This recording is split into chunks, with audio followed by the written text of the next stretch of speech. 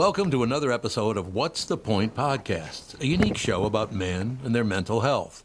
There are no doctors, no professionals, just real men talking about real stuff. And now, the What's the Point podcast, where you are the point. Welcome back, everyone, to another wonderful episode of What's the Point podcast. I'm your co-host, Bill Dekes. As I mentioned once time before, you guys probably don't remember, we are sponsored by Diet Dr. Pepper. Nice. This is the Pepsi version, not the Coke version. Remember we talked about that? We did. Thank you to the Dr. Pepper people. They go above and beyond for us. So that's wonderful. I'm here with our other co-hosts. I'm here with our dear friend, Andy Bernard. Hello, everybody. Hey, Andy. Andy, good to see you. And Mr. Mark Wick. Dr. Pepper ain't really taking good care of us. No, Sounds like they're taking care of him. Yeah, Bill's got what he 'Cause needs. I got my... NIL, Anyways, buddy, but NIL. Okay, but it's good to see you. It's good to see you, not on the ship, back on ground. Yes. What about you, Mr. Meyer? How are you doing? Couldn't be better. It's a beautiful sunny day. We got a great guest in the studio. Life is good, man. Yep. Again, things are different with time and stuff, but last time I missed because I was on a cruise ship to Alaska. I made it back safe and sound. I see the excitement in your guys' face already. There's been a lot of changes already in the podcast while I was gone. So No I think headphones? that's the last time I'm gone. I'm here for every time now. That's not that I don't trust you guys, but I really don't trust you guys. So Today's episode is not a podcast, buddy. It's an intervention. I'm glad you're here. And we brought in some muscle today. Yeah. That's awesome. We are very excited today. We have a super special guest, someone we've known for a number of years now. Again, someone that brings in an infectious personality, optimism, and charisma. Mr. Paul Thomas joins us today. Hey, Paul. I appreciate that very much. And yeah, you got to be careful. Anytime you leave the podcast, it's like when you don't show up for a meeting. Next thing you know, you're going to be the president of the organization or something like that, Yeah, right? So exactly. be careful leaving on the crew, right? Yeah, no kidding. It's good to see Paul. It's good to see you. I listen to you every day, one way or another, but you must sell a lot of pontoons for that place up in St. Cloud. Yeah. I hear that commercial I all tell the people time. I'm on 6 a.m. to 10 a.m. for the show. Yeah. But then most commercial breaks, you can hear me as Yeah, well. absolutely. In some capacity. So, Absolutely. what was the guy from like the OxyClean guy, Billy something? Billy Mays. Oh, Billy Billy Mays, Mays, right? yeah. I'm selling carpet. I'm selling, trucks. I'm selling pontoons. I'll sell, whatever makes sense, man. I'll pitch it. Yeah. We're in the car driving, and every time you come on, I look at my wife. I'm like, she goes, I know. Yeah. It's Paul. I know. You know him. Big deal. Blessed or cursed with a recognizable voice as well. So. Let's see who's in your phone, honey. Exactly. Yeah. Oh, I definitely don't want. If I'm the person in your phone that's like the one that you get to like try to have some kind of bragging rights, that's you're to lose. You'll lose every contest because there's, not a big deal at all, man. Well. We're very blessed to be here and appreciate the opportunity to be a part of the podcast. Awesome. Well, I have a question for you guys. So, again, we try not to be too timely with the shows because, someone 100 years from now might be listening to this and it may not make sense. This has been an interesting week for people of our age, not yours, Andy, but the rest of us. We have lost Malcolm Jamal Warner. That was from the sad. Cosby thing that passed away tragically by drowning. We found out this week that the rock legend Ozzy Osbourne has passed away. Unbelievable. After he just was on the... And he just did his the final final show, and concert a couple weeks ago or they whatever, said they they knew raised that him was up. happening, so that's why they wanted to get that done. Yep. And he had lots of- Parkinson's, I think. Yeah. And if there's more and more coming out. I mean, he was actually strapped into that chair because they knew he wanted to try to get up. And if you see some Yeah. videos, he's doing this, but he can't get up. Yep. And even at the end, he looked off to the side and said, "Let me effing stand." Yeah. And then they rolled him out of there because he would have fell. Yep. But actually, we just found out yesterday, a tragic loss for people of our era. Hulk Hogan passed away. So sad. Early 70s, I think. 71. Something like that. Heart attack. Obviously, there's a lot of steroids in that body. Yep. Those grow your internal organs. It puts a lot of Yep. stress on some of that stuff, so it's really not a surprise. But I mean, my question is to you guys, were you guys wrestling fans back then? And who was your favorite? What's your favorite memory about some of that stuff? Actually, go huge ahead. wrestling fan. And actually, Bill, if you remember, right after I got assaulted in a bar, not really a fight, I was on the receiving end of a That's glass. how Ron White starts one of Yeah, his bits. yeah. I was assaulted in a bar. Yeah, well, 75 stitches later, I'm over at Bill's house for WrestleMania, probably 2, Yeah. 1. Bill Yeah. had live streamed it. So I show up, and that's where a classic line, one of Bill's kind, caring friends, as I walked in, looked at me and goes, "Who's the paint job?" Because my face was kind of a mess. But I loved wrestling, and actually Hulk Hogan was my guy. Yeah. He was my guy. He I mean, him and changed the Hacksaw sport. Jim Duggan, but other Yeah. than that, it was the Hulk. Who again? You hate to do time frame things. I think that Hacksaw Jim Duggan's coming to town. Oh my God, Like for a Comic-Con or something. I'm going.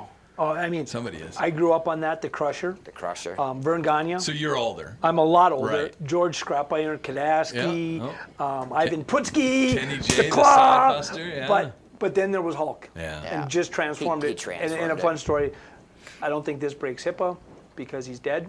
Wow. My wife knew somebody involved with the Hulkster, maybe a manager, and got my son, Anders, when he was 2. We tried to get him an autograph each year on his birthday, so we got like Kirby Puckett and Brett Hull. Nice. And then she got a Hulkster poster to Anders from the Hulk. Wow. I mean, there's a And- ton of Minnesota ties. With Oh, It yeah. all Yeah, got 'cause, so like, huge out of All It Star was a Wrestling. huge, started out here with Vern Gagne and He them. kind of Yep. credits, I think, Minnesota to like where he was sort of like discovered, Yep. you know, Yeah. with AWA or whatever. And yeah, I mean, he lived in Bloomington, I think, for like Yep. 4 or 5 years. So he has a level of fondness for love the the you guy. know for the Love the guy. Hulkamania. You could say like in a way started here, which is kind of Well, neat. and now a big word is branding, right? That's Yeah. what he did For sure. 30 years ago or Oh, whatever yeah. it was. And again, was the AWA, Yeah. Gagne, and those guys, was that national or was that more local? More local. And the Hulkster, I don't know, but he seems like the one that took it national. Took it from Oh, there. yeah. Well, He and then even became Mean the Gene wrestler. Okerlund. Yeah. Mean I Gene. mean, he was local, Yeah. but then he Yep. got big with all Yep. of Yep. this. I feel like there was probably a time where the Hulkster, like Hulk Hogan, might Yeah. be or might have been one of the more recognizable, 100%. I mean, in the world, right? I mean, because again, it's like that icon, that sort of that larger than life personality that almost transcends just Right. wrestling, but then into Hollywood or movies Right. or whatever. And I think just for a lot of people, and certainly for me, I was like 8 years old or whatever with Yeah. the Hulkster, so like. I almost looked up to him as like a hero, and I mean like a second dad or whatever. Love And when the that. Hulkster says, your prayers and your vitamins, it's like, damn it, I wasn't gonna have my vitamins when mom and dad said it, but if the Hulkster says to do it, so it's a big impact for a lot of people, I'm sure. Yeah. Andy, I assume you were one of those young kids that would cut your shirt a little bit on the top so you were able to tear it open during show and tell day on Friday at school or something? Oh yeah, you know me. I'm very physical. He looks like he kind of wants to rip his shirt off right He now. kind of does, yeah. Yeah. Looks like it's geared Running towards. wild! Just a minute. Well, I was born in the '80s, so I mean, I was kind of I was never into professional Yeah. wrestling, but it was always everywhere. Yeah. Yeah. So Oh, I yeah. grew up around it. I mean, I played a lot of video games growing up, and even then, I mean, every 6 months there was a new video game with all these wrestlers in it. You had the new roster and everything. Yeah. And I would consider, I don't know if you know what the Attitude Era is of WWE. Yeah, Undertaker and Steve Austin and that sort of thing. That's what I associate with growing up around. But Hulk Hogan was definitely like the first, I think, wrestler that I was very familiar with. Yeah. A lot of people, if you use, there's a lot of ways like in the music genre, you can say like artists that, opened it up for new people, Right. right? Yeah. Like so like in the country music world, like Garth Brooks like changed the Sure. landscape for country music because all of a sudden it wasn't just standing there with a guitar, you could run around in the Right. pirate, all this kind of stuff. And I think with like wrestling, I think Hulk Hogan did that. Tiger Woods for golf maybe Yeah. changed the Yeah. landscape. I think Hulkster, I'm sure like The Rock and Stone Cold Steve Austin and all those guys credit Hogan and the Hulkster for like what he really started for wrestling in general, For sure. He made it and very it's theatrical. Yeah. Oh, yeah. And it has stayed that way. It's important to remember he's had a lot of tragedy and trauma in his life too. Yep. Oh yeah. I mean, his divorces and all the other stuff. His Yep. son in that accident. I mean, just there's a lot of stuff there. That's a complicated man, but he certainly left his mark on our era for sure, and in the world in general. Sounds like he could have used an organization like the Face It Foundation. Wouldn't that have been something? Yeah. Group starts, in comes this guy that's 6'6" with a tore up shirt. Yeah. I got me some tell you feelings, something, brother. Yeah, that would be something. So anyway, we're going to take a quick break. We're going to be back in just a minute. We're going to hear more from Paul about some of his challenges, his life, and what he's doing now. At Brand Inc., we know your business's reputation rides on every detail, especially when it's on the road. Our commercial vehicle wraps combine eye-catching design, 3M-backed installation, and a seamless process built for busy teams. Whether it's one truck or an entire fleet, we help you turn heads, build trust, and grow your business. Your vehicles are always moving. Make sure your brand moves with them. Start your project at brandinc.com. That's Inc with a K, brandinc.com. You're listening to the What's the Point podcast, where you are the point. And now your hosts, Mark Meyer, Bill Deckus, and Mark Wick.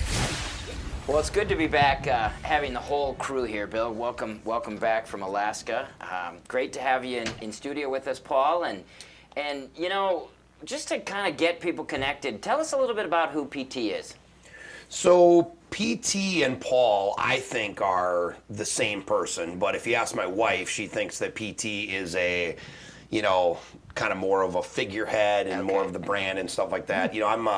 I'm just a guy from Minnesota. I'm in my early 40s. I've got a wife and a daughter who's 4.5 years old. They are absolutely my world. I'm late to the game having kids, obviously, with the fact that my wife and I basically had a child at 40 years old. We're super proud of that.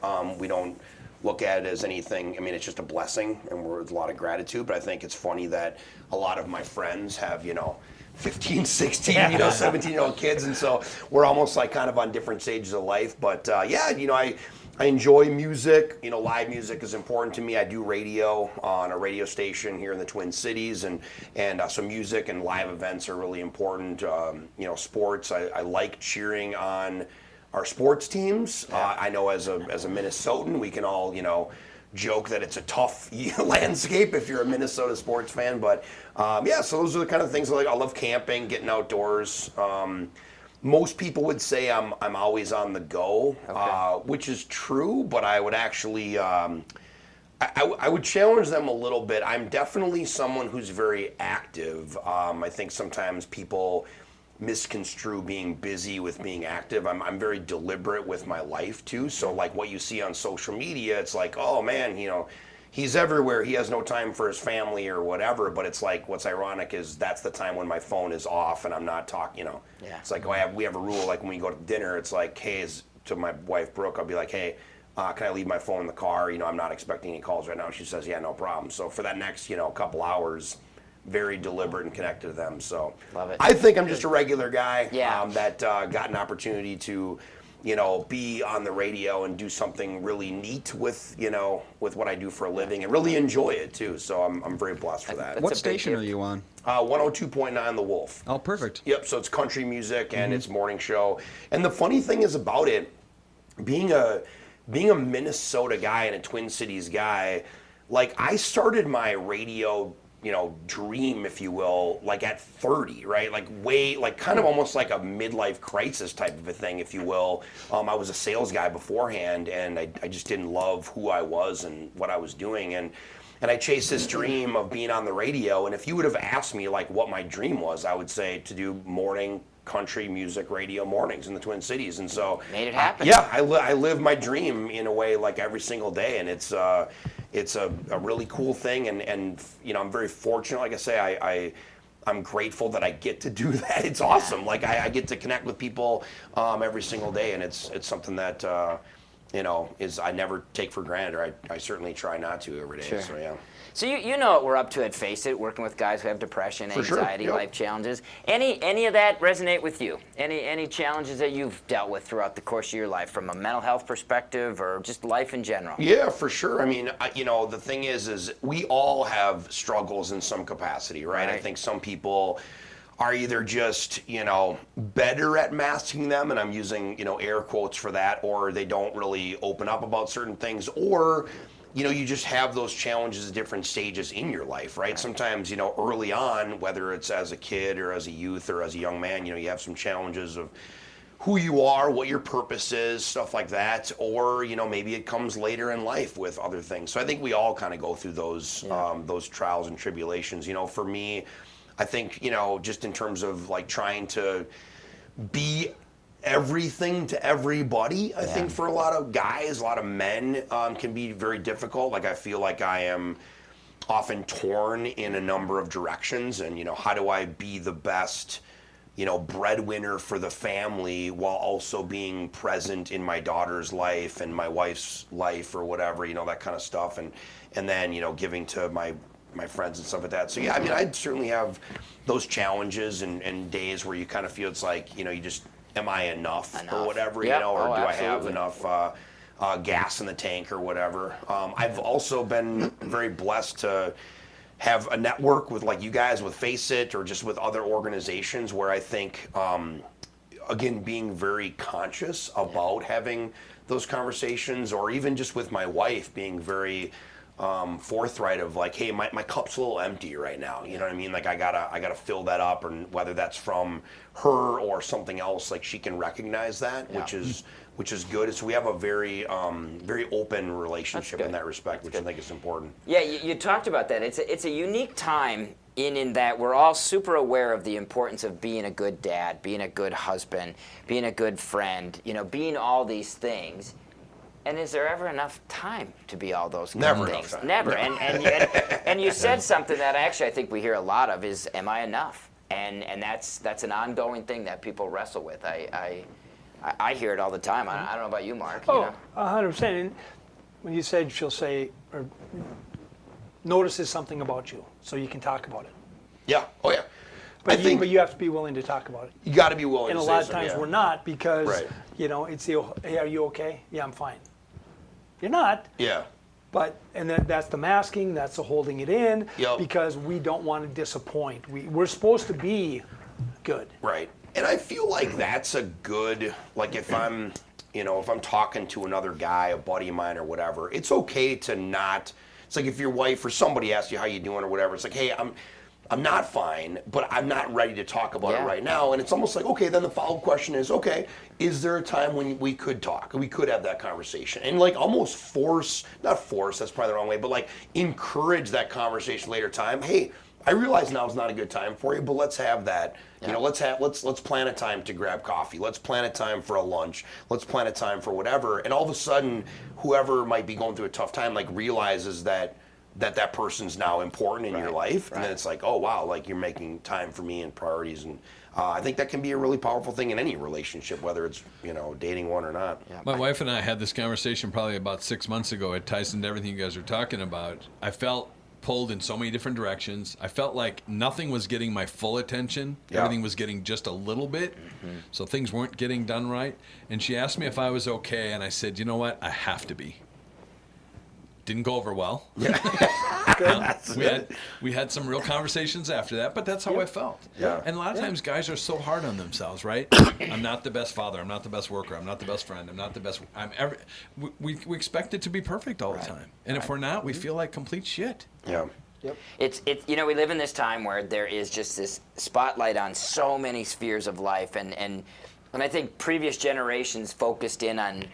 I mean, we'll use men. We'll be stereotypical here. They didn't worry about being good dads and good husbands, and they just went to work, did their thing, and moved on. And it wasn't even their job to be in some of those situations, or their job. You bring the money in. Yeah, you provide for the family. And that's it. That's it. Yeah. I was led a Face It retreat a couple weeks ago, and a guy was talking about all the different challenges, and he's got a journal, and he's got to do this, and he said, I have this friend. He said, I love this woman to death. She came to me, and he said she's kind of a contrarian, and she said, my challenge to you for 2026. I challenge you to do no challenges. I mean, we're pulled in a million directions. Right. All of us, men, women, and it takes its toll. Well, Paul, you also had a very difficult thing happen with your father. Absolutely. And I'm wondering if you'd be willing to share a little bit with us about that. I certainly can. So January 21st, 2013 was the day. I'll never forget it. I lost my father to suicide, and before that happened, I wasn't really, mental illness, mental health, wasn't really a thing, to be honest, in our life. I had lost other classmates, to suicide in some capacity, and frankly other, I'll say acquaintances and stuff like that. But it wasn't on the forefront in my life or our universe. And when that happened, obviously, it sends the whole family a jolt that can really last a lifetime, I think, in a lot of ways. And for us, like it certainly did or has had a huge impact on our lives. Obviously being now like over a decade after the fact. I mean, I think even now, like my family is just kind of coming together in a healing way, and it's taken us like this long to, as a family, grieve and come together in a lot of ways, because you grieve individually and different parts of the country or what have you. So that it was a big deal for me. But I'll say that the first kind of 6, 12, 18 months after losing my dad, I think I really I struggled. I was trying to be, I'm the oldest in the family, so I kind of had this like stereotype, like heir to the throne type of thing. Like, okay, like now dad's away, like I gotta kind of step up or whatever, be in charge.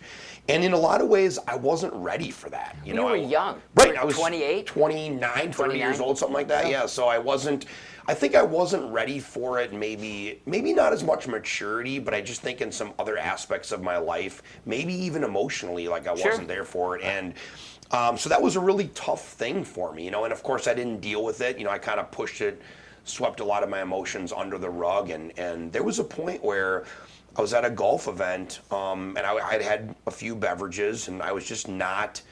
Tomorrow didn't matter to me. Yeah. This is about 12, 18 months after losing my dad, and like I had no regard for tomorrow. Yeah. You know what I mean? Like I just didn't. It wasn't like I wanted to end my life in any way, but I just wasn't being very responsible about tomorrow. I did not care if tomorrow happened or not, and I was at this golf event, 90 minutes away from where I lived at the time, and I kind of had a blow up at one of the security guards at this venue, and I was gonna walk home. I mean, I was gonna walk, whatever, like 120 miles, whatever it was, like home, You'd have been sober by the time. Well, yeah, the good news is I would have been sober. So, like, from that standpoint, it was a good idea. But I'll never forget, a couple of my buddies, like, came after me that day, and they said, like, hey, we just want to listen to you. Like, we didn't, they didn't realize, and I didn't even realize how deeply this had affected me. And I remember there was that Monday after that event, I sent a note to my whole crew that was with us, and I said, hey guys, like I'm gonna, I need some help. I'm gonna seek some help. And that was actually when I started doing some group therapy. I found a group. Yeah. So it was at that breaking point that I finally realized that I needed to take some positive steps in my healing journey. And I'm very, in the hindsight, I'm obviously grateful that my buddies, that was with my buddies at the time, and that I kind of had that realization. And you think about the role those guys played in your life. I mean, you got one set of help from the professionals. How about the buddies? Once this all kind of came out and the admission that this is a big deal and how did they treat you after that? Or how were they part of your life? Very, very positive, very welcomed. I think as guys, and certainly don't get me wrong, like probably women too, but certainly men, I think we have this idea that like being vulnerable is a sign of weakness, or that asking for help or showing that you need help is somehow problematic, like to your life, like you don't have it figured out or whatever, and that you're gonna be, I don't even know what you think that your guys. Of course, your guys are going to be supportive, right. But for whatever reason, you think that they're not going to. But they were incredibly supportive, and I got numerous, calls and text messages from my friends on that golf crew, saying, "Hey, we're here for you.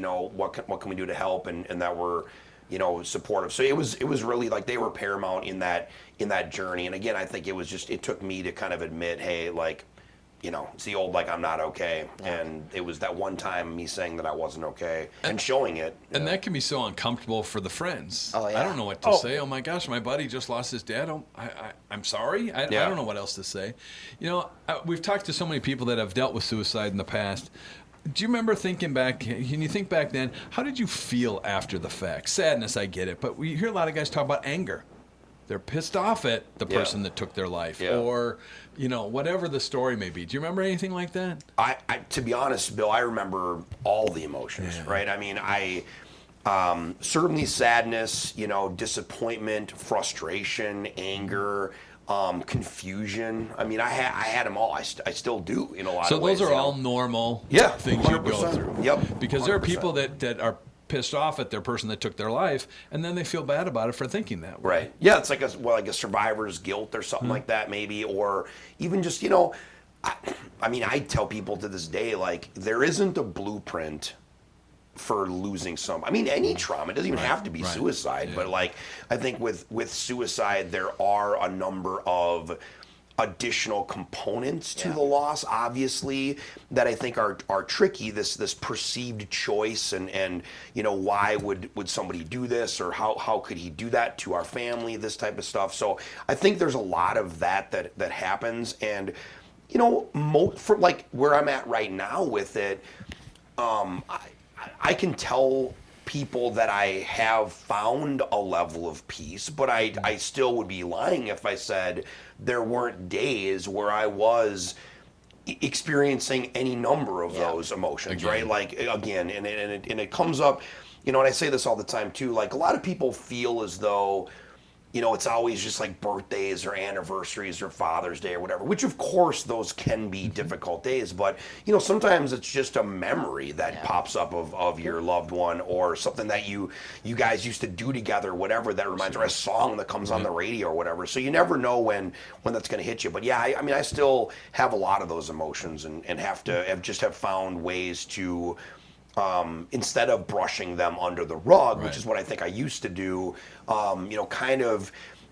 embracing them in a way, and even like studying each individual emotion and saying, okay, why am I feeling this way right now, and how does that affect me in my life right now, and honestly, how does that even affect me as a father right now and as a husband myself, because that's something that I wasn't at the time. And that reflect. Oh, go ahead, Mark. No, I was going to say, when you were talking about when he passed, and then you were the man now, you got to take over. Yeah. And you don't know if you were ready for that, emotionally, all that type of stuff. What 30-year-old is? Right. And that what loses 30-year-old their is? dad. Right, exactly. That loses their dad, that is ready to take all that on. Right. For sure. So you should be. And then, all I know is I can speak for myself. You say that's a sign of weakness, right? Two toughest things I ever did, I've said, is walk in that psychiatrist's office, right? And walk in that therapist's office, right? Oh, yeah. Was it easy to walk into that group therapy thing? Was it kind of scary? Was it like, oh? I think it gives a level of like apprehension. What am I doing here, or whatever? What am I getting myself into? Like all that kind of stuff. Will it go well? And I've had people. I mean, I think people will go to any kind of therapy, whether it's group therapy, otherwise, and we talk about it. It's like, hey, you gotta find one that works for you. Sometimes, sometimes you go to one that isn't a good fit or whatever. Absolutely. For some reason. But like, yeah, I've fortunately found one that right off the bat was a good fit for me, and it was really, really helpful. And that's where I challenge. It's not a sign of weakness. It's a sign of strength and courage. Amen. To ask for the help and Absolutely. reach out. Absolutely.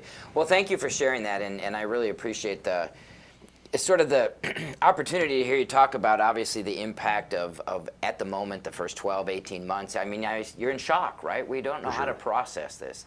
And now over time, you continue to grieve this thing. You continue to experience some of the very same emotions, and that's part of the process. And I think you said something so important about, now I'm facing it, I'm dealing with it. So, well, thank you for that.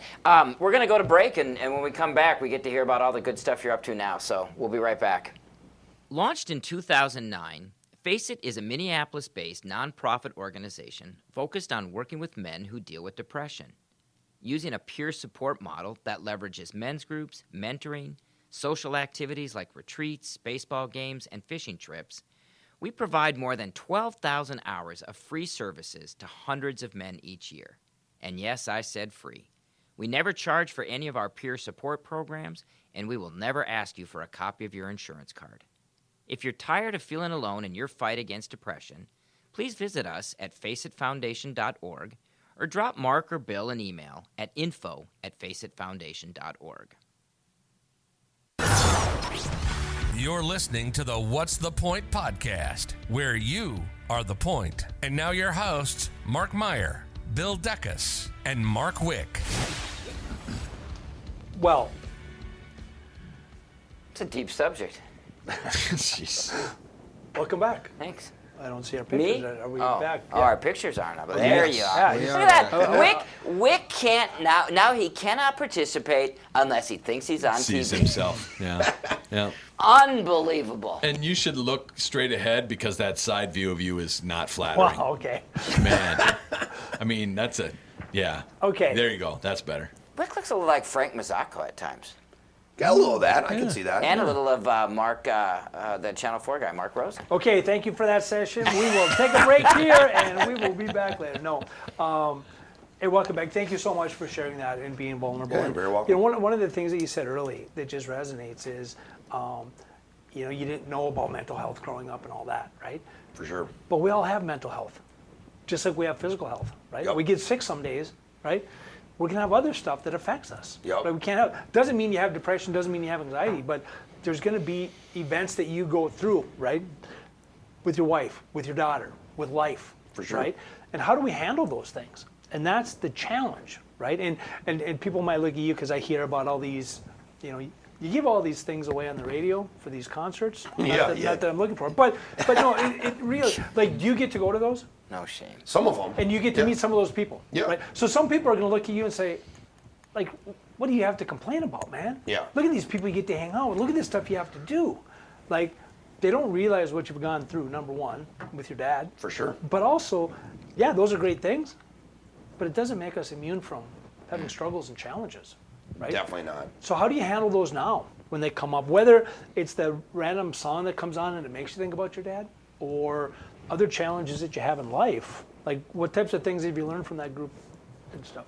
I would say, you know, some things I do for my own mental wellness, like, number one, I mean, I love the outdoors. So anytime I can get open with nature, whether it's camping with my family, maybe just going on a walk. I mean, I'm actually big on going for a cruise in my truck, believe it or not, like throwing on I actually have an emotional country music playlist that I put on, and it's not emotional because of it being sad. It's actually emotional because I think of all the gratitude I have in my life, like with my family, and so it's a bunch of songs that are like, that remind me how amazing it is to be a dad. And I'll literally drive like the 494 loop, 694 loop in my truck, which is kind of neat. And like Cats in the Cradle? No, I can give you this. So, like if there's some Trace, it won't be like this for long. Darius Rucker, Trace Atkins, You're Gonna Miss This.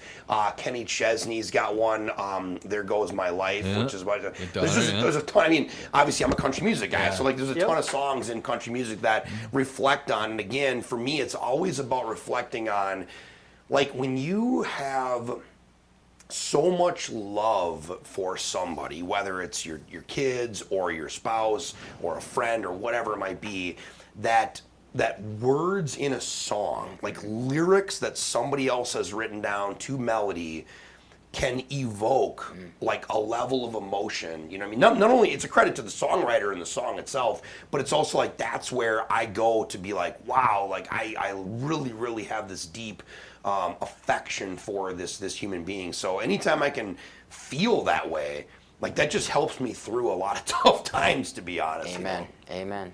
No, that's awesome. So who's your favorite country star? Real quick. Right now, probably Luke Combs. I'm a big Garth Brooks fan. Meeting Garth Brooks, you talk about meeting, famous people or meeting your idol or whatever. Besides Mark Meyer. Other than Mark Meyer, I would say that the biggest time when meeting Garth Brooks was like a level of just like, wow. I'm like, wow. Like I was sitting in this room at US Bank Stadium, and it was kind of a conference room, but a little bit bigger, like where you'd have a press conference for the Vikings and stuff like that.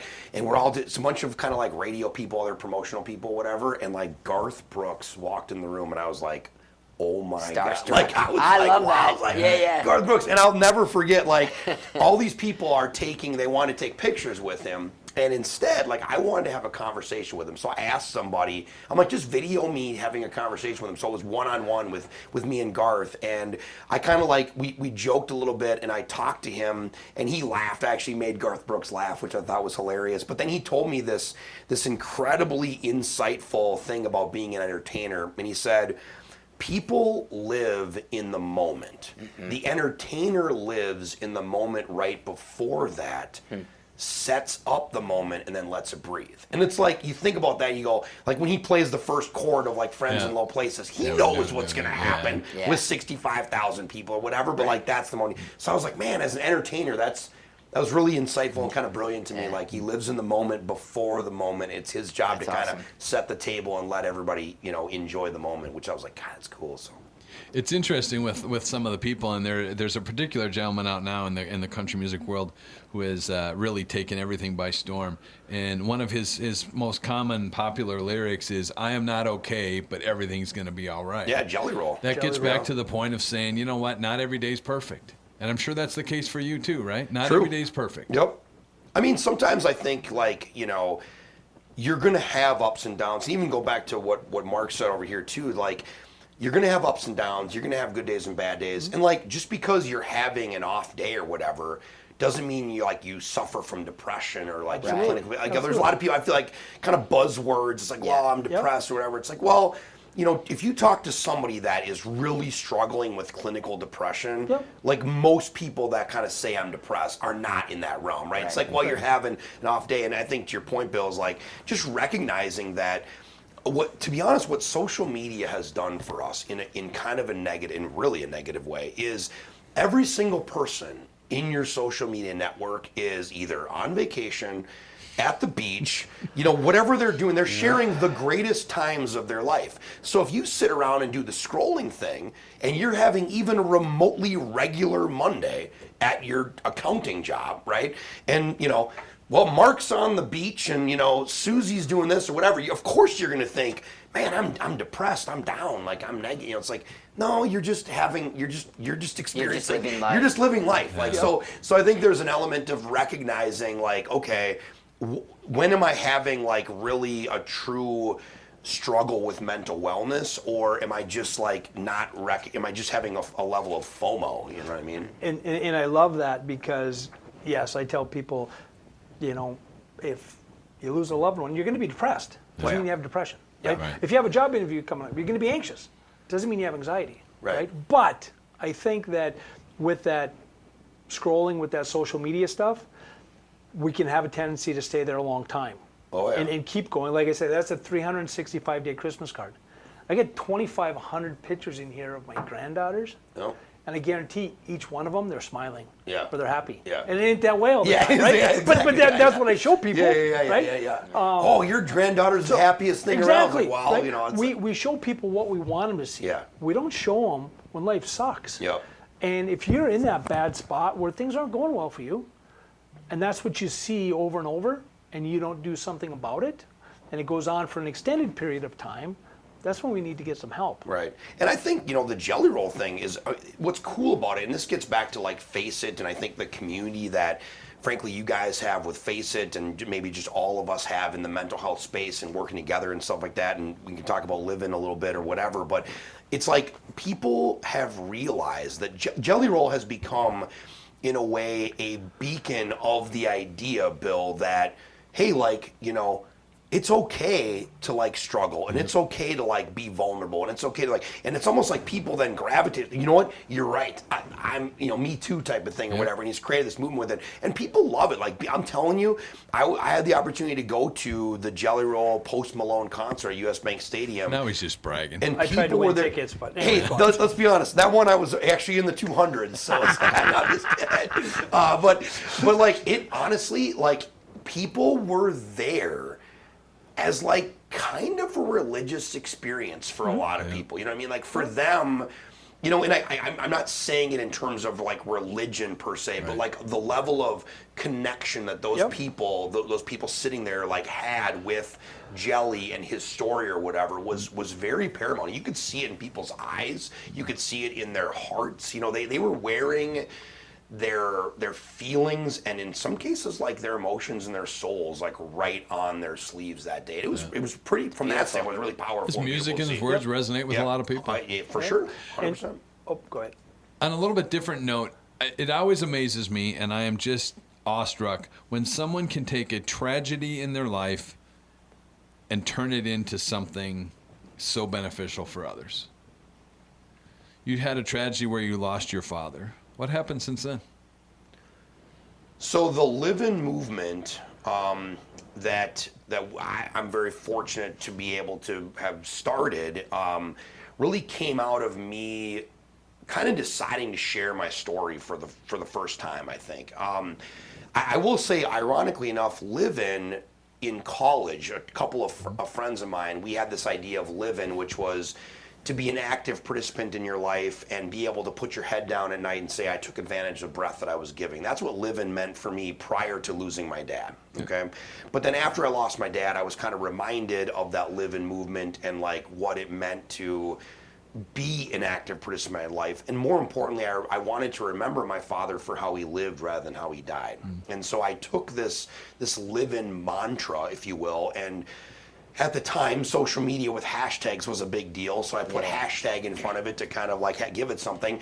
And I started wearing shirts that said hashtag living on it. And I had like bracelets and some other stuff. And I'll never forget this. And I've talked about this a little bit, but I haven't shared it with everybody. But I was on the radio at the time, and I had first started talking about my loss with my dad, you know, and I'm wearing these live-in shirts and stuff like that. And a guy comes up to me at an event, and he says, hey, which one of your DJs talks about like mental health and suicide and stuff like that? I said, well, that's me, actually. I lost my dad.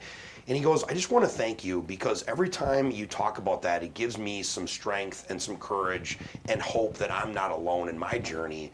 And it turns out he had lost his niece earlier that year. And he was really struggling with it, right? These same questions that we talked about earlier today is, you know, just like, how could she have struggled, or how could she have done this like without him knowing, and all these same questions that like I've had and probably a lot of others.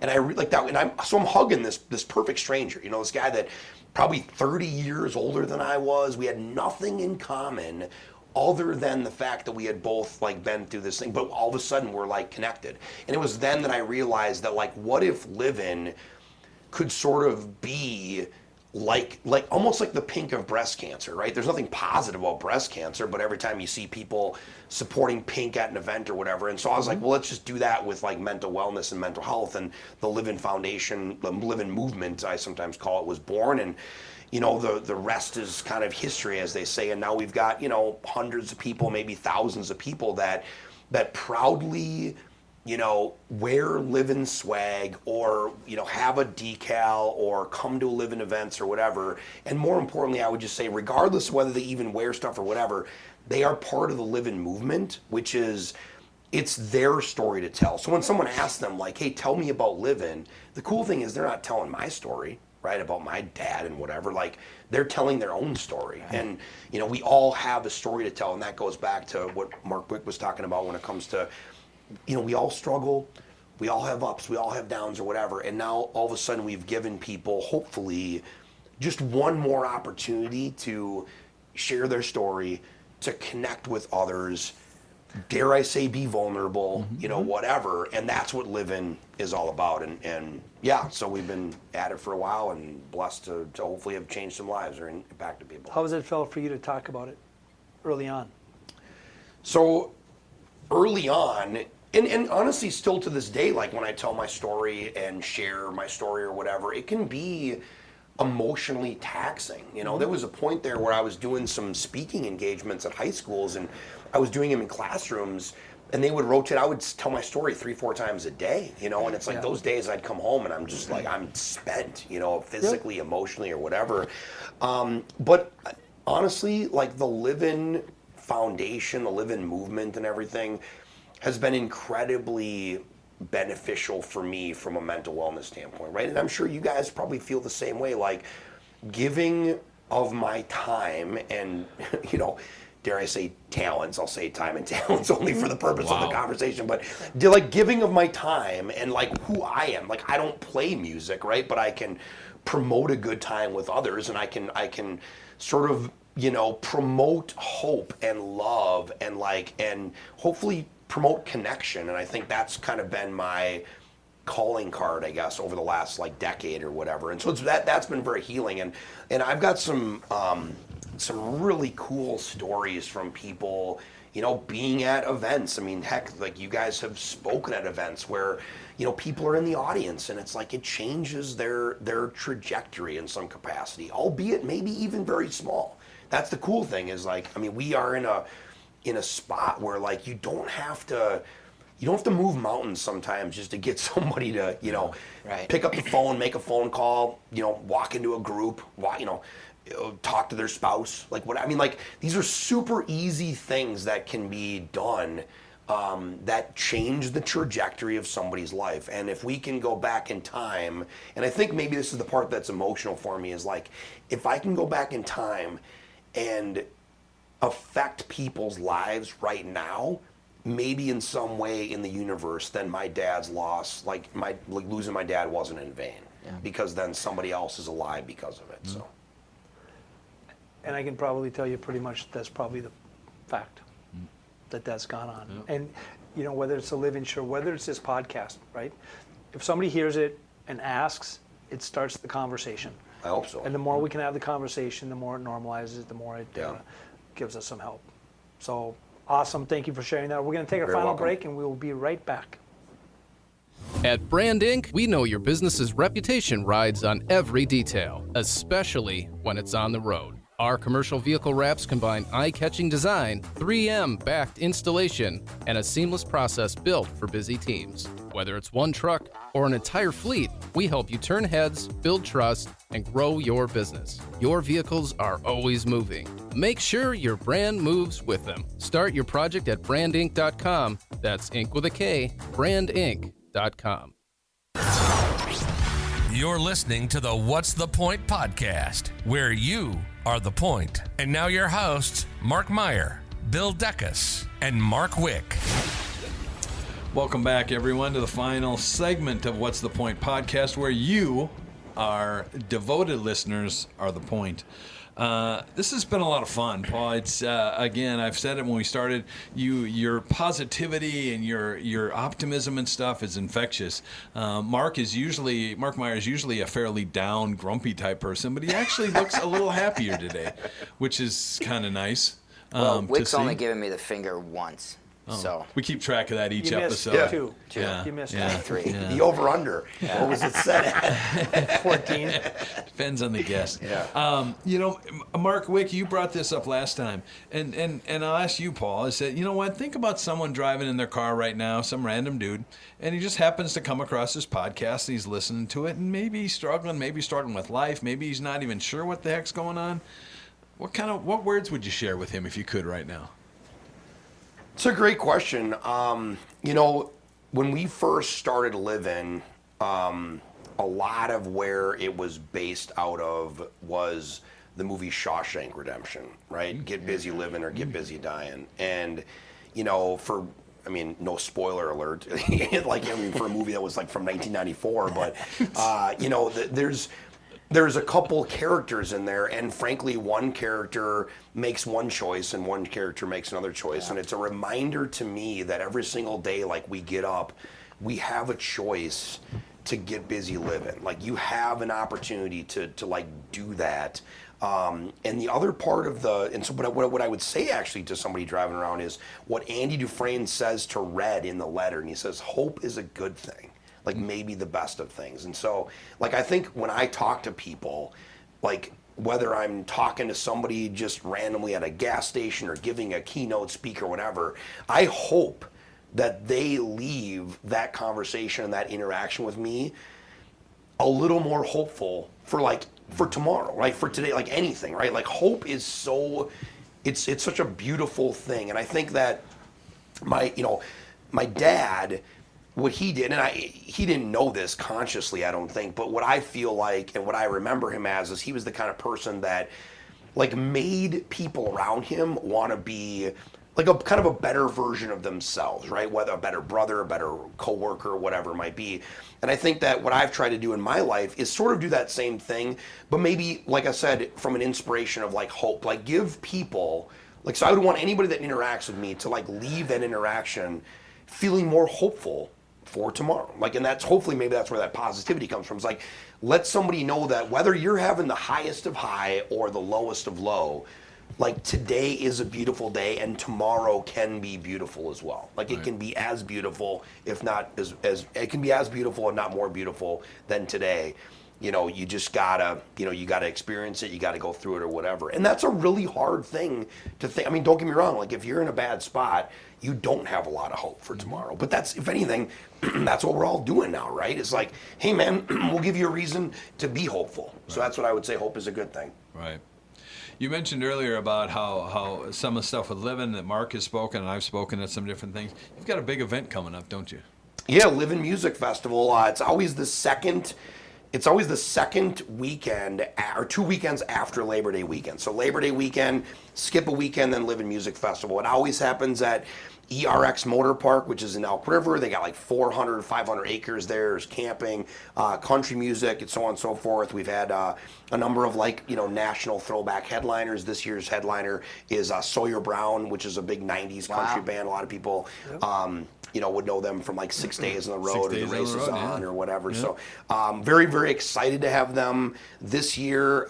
We've got Kat Perkins, who is also in the mental health space and has done a lot of speaking about her stuff. She's got a tribute show for country music. So it's kind of like Hairball, which is sort of like a rock tribute show where they come out with different disguise or different costumes and stuff like that. She has that for country, and she debuted it last year at Living Music Festival, and it was without question the talk of the festival. Like, people loved it. So a guy comes out and pretends he's Luke Combs. Or Kat pretends she's Shania Twain, whatever, and they're doing all the big hits. So, but the other part about that event is, it's camping, it's barbecue, it's all these things that people love, and it's all these things that are living for people, right? So like, some people it's camping, some people it's music, some people it's barbecue, some people it's cornhole, whatever it is, we try to bring all that together, and we call it Living. We call it Living Music Festival.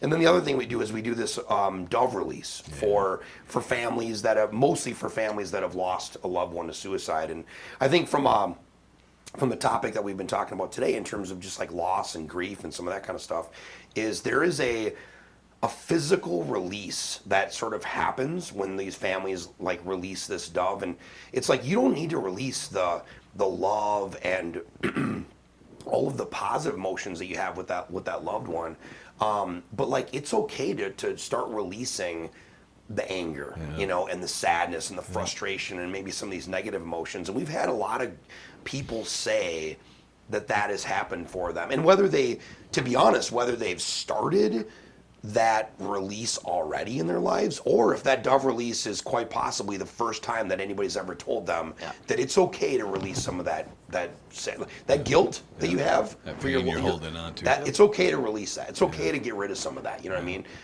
And people, that's paramount to them, because as you guys know, people that struggle, they have a hard time leaving some of those emotions. It's almost like they feel like they need to have those emotions to hold on to that loved one, and you don't have to necessarily, which is neat.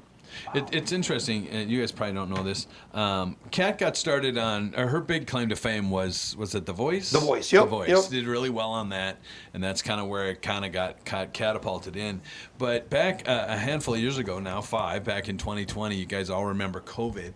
What Kat would do is you could hire her, and she would come to your house and play out of the back of a van. Yeah, I remember that, yeah. And they would open the doors, there's lights and stuff, and they've got it all, and they would play in your driveway so your family could still get together and do something. It was really, really cool. It was a really great idea. She needed to make money, but still, it was good for a lot of people to be able to have that. That was super cool.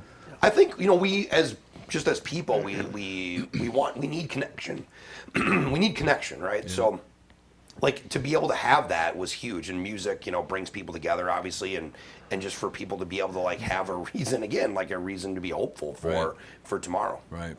It's both Mark and I have been at the music festival. Mark Wick, you haven't made time for it. It's only been 7 years. Something like that. 7 years. And you've been busy a lot for 7 years. Hey, there's no requirement, but definitely we'd love to have you out there. Yeah. I've got it set down for this year. I brought up the dates, and if anybody's interested, I've been shot down here. I'm looking for a cornhole partner. There you go. You go. Tell you what, I'll even make it better for you. You're in the radio business. You understand on-air production meetings. Oh yeah. That's what this is. Tell you what I'm going to do, what Face It's going to do, what the Point Podcast is going to do. The first 4 people that email us at wtpointpodcast@gmail.com after they see this, if they listen to the whole thing, email us and say, Paul wants me to have tickets. We're going to give a pair of tickets to the first 4 people that do that. I would love that. So they're going to get the general admission, the 2-day ones. You get to go there Friday and hang out. You get to go there Saturday. Saturday during the day is free. Anybody can show up. Yep. That's for the cornhole and all the barbecue and all the stuff. Not you, Wick. And then- Get it out. Put it right now. What's that? Get that email again. He gets that email. And then they get to go to the show on Saturday night. And I've been there for that show, and the hillside is filled with people. And it is like you guys talk about. It's hugs and love and all that stuff. Yeah. That's what that is. It's super cool. So when you see this video, when it enters in this podcast, send an email to WT William Thomas Point Podcast. Oh, I put WTP. It is P. at gmail.com. No, you guys are screwing this And up. It's not WT Point. It's WTP point, yeah, pay attention. right? Just point.com? Yep, exactly. Oh, I put podcast in there. Yep. We'll definitely, however you connect with these Yes, guys, we'll get at you. yes. Yeah, we'd love to bring more people there. I Yep. think to be able to experience it and to Put it out there somewhere. just realize that there's a lot of people that Right. care, man. There's a lot, I think. Sometimes it's just a good reminder that that you're not alone. There's a lot of other people on this journey, and are people at the event, just for the other things, and they're not connected to the cause of mental wellness. Of Right. course, that's a great thing.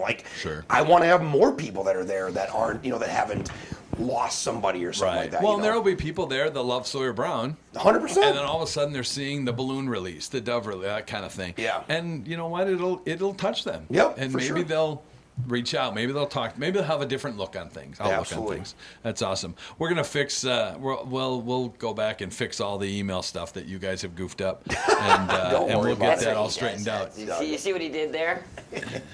Just want to He make throws sure you it's under the straightened He out. bus. throws me under the bus. That's Yeah, why I yeah. can't get tickets. I've been asking for them for the last Yeah. 6 He years. keeps sending him to the wrong link. Yeah. We'll get that straightened out. But yeah, we're going to give away 4 sets, and all you got to do is say, Paul wants me to go to the Livin' Music Festival. Love it. That's all you got to say anywhere in the email, and we'll get you tickets sent out right away. And so that'll be the second weekend in September. Livin' Foundation, it's super cool. We've been involved with it a while. How do people get a hold of you? livinfoundation.org. You can jump on there. My email is just pt@livinfoundation.org. I think we have a financial grant program. We have some camps and retreats for families and for people that have been affected by a loss. The being able to work with Face It Foundation and do our first ever dads retreat was really neat this last year, and having 8 or 9 dads that didn't know each other ahead of time. Right. And you guys with Face It are familiar with this in bringing this idea of bringing strangers together, but to bring dads together that again all have had this really really horribly traumatic thing happen to them or whatever, but to see positive come out of that and connection come out of that weekend was a beautiful thing. And so so we do those kind of things too, and always just trying to find new ways to help people and impact people as best we can. So livinfoundation.org. We'd love to have people join the movement. Yeah, you're doing a great job, so keep Oh, that I appreciate up. it, guys. You Thank know you. what? I want to know what we've all learned today from today's episode. How about you, Andy? What have you learned today? What have I learned today? I learned that 102.9 The Wolf plays everything country. Yeah, that's that. And you'll probably never meet Garth Brooks, but okay. I've learned that you should say your prayers and take your vitamins. Just stick to the over-the-counter vitamins. None of the That's probably a good special idea. things that come in a syringe. Yeah. Avoid those. And I guess that we're all just living. Yeah, good point. What about you, Coach? Well, I learned that you don't want to be my cornhole partner. You don't want to be my cornhole. Partner. Yeah, wow. That I shouldn't face that way. But I learned about living more so. I've heard about it. I've been around it, known some stuff. And, one of the things we always say here is this podcast will change people's lives. You being on here, your story is going to resonate with people and you're going to change lives from this podcast. But even more so with what you're doing with this tragic event with the Live In Foundation. The impact that you're having, I don't even think you realize, but it's all positive. Yeah, thank you. And appreciate you doing that. And I will say, and I've said this before, Live In, you said earlier on, you coordinate with other of these foundations, right? Face it, all that. We got enough of these. Yeah. Let's not start any more foundations. Right? Yeah, that's a good because point. they always start when we lose somebody. Yeah. You know? That's a good point. And we got enough. Yeah. So keep doing what you're doing because you're having a huge impact. And you know, your message on the air, like when you talk about mental health, you have such a broad audience that I hope you understand the impact that has also. Thank you. So thank you for all that. I learned that you're a Hulk Hogan fan and how instrumental he was in your young life.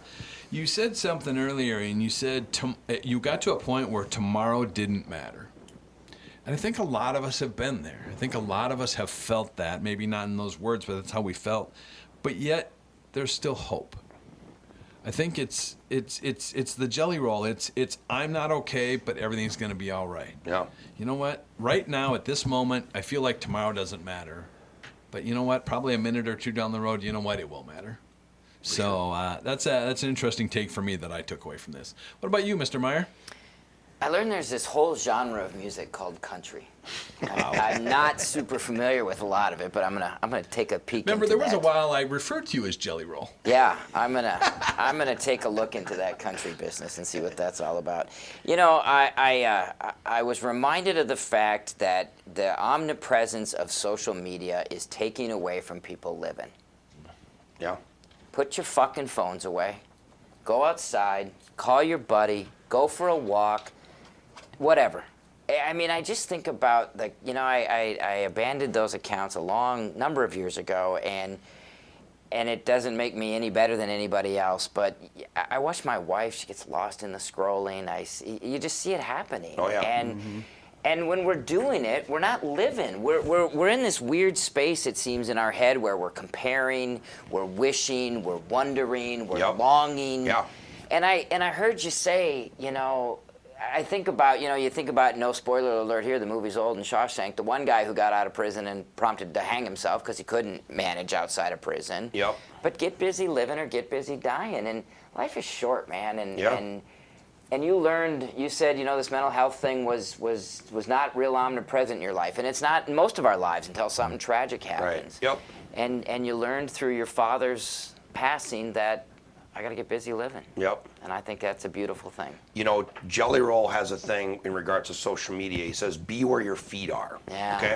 100%. And the problem is when you're on your phone is wanting you to be someplace else, right? So, and I see this a lot, like at concerts, right? Yeah. Like everybody's taking pictures. The song that you've been waiting for from the artist comes on, and what does everybody do? Grab their phone. They get their phone, because what they're thinking about is, I got to capture this so that I can post it later, so I can be, and all you're doing is you're being someplace your feet aren't. And so what Jelly says is, be where your feet are. So wherever you are, and if there's anything maybe that we leave, that's something that he says, like, be where your feet are. And it's such a brilliant way of saying, get busy living. Yeah. Is that what it is? Like, just be present in life wherever you are. And it's a really neat thing, because you're right, the comparison is the thief of joy, man. And you look at that phone, your phone is going to do a lot of things for you, and a lot of them are making you feel like, not enough. Not enough, man. Yep, for sure. Well, I really appreciate you being here today, and I appreciate you a couple months ago when Jelly Roll and Post Malone came, where you called and said, hey, do you want to go backstage with me and hang out with them? Okay. I didn't get a chance to go do that. I was only 3 blocks away, but don't worry about it. God, you guys, wine. Yeah. PT and Mark I didn't even know who Jelly Roll was, but that fucker gave me a great big hug. Again, thanks to you, and thanks to been great, Mark, guys. and Thanks, Andy everyone. for running this whole show and getting this done. And we look forward to seeing everyone and talking to everyone in just very next episode. So everyone, have a great time. You've been listening to What's the Point podcast, where you are the point. It's real men telling real stories, from depression to anxiety. No doctors or professionals, just real men talking about real issues. For more, visit the Face It Foundation's website at www.faceitfoundation.org to ask questions for future episodes. Send us an email at wtpointpodcast@gmail.com. Find us on Facebook at What's the Point Podcast, and find us on Twitter at WT Point Podcast. Until next time, this is What's the Point podcast. And remember, you are the point.